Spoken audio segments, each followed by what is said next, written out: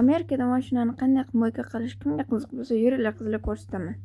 Ichkariga kirish uchun biz mashinamiz old oynasiga shunaqa skaner qilish uchun raqam yopishtirganmiz. Kirishdan oldin skaner qilib, keyin o'tkazadi. Uning uchun to'lov qilish kerak. Biz oylik to'lovimiz $28.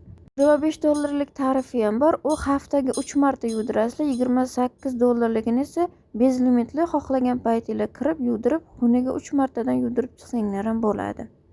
Kayfli yashashi biladi deb penka sep, suv sep deb o'tirmaydi. Birdan mashinkasi yuvib, quritib beradi. Mashinalarni apparat yuvib bergandan keyin spesial joy qilib qo'ygan, mashinani ichlarini tozalab, oynalarini artib olish uchun. Bu yerda pilisos ham bor. Pilisos bilan tortib, albatta ichlarini tozalab olsanglar bo'ladi. Ularni hammasi o'sha $28 tarifning ichiga kiradi. Mashinani tozalash uchun, artish uchun lattali spreylargacha.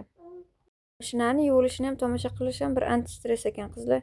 Ko'p bolanglar, asabiylar kelaveringlar bemalol, menga o'xshab dam olib ketasizlar. Qizlar, sizlarga Amerikada mo'yka qilish yoqdimi? Menga masalan yoqdi, faqat mashinaning ichida o'tirib bersanglar bo'ldi ekan. Sizlarga videolarim yoqqan bo'lsa, albatta obuna bo'lib qo'yinglar.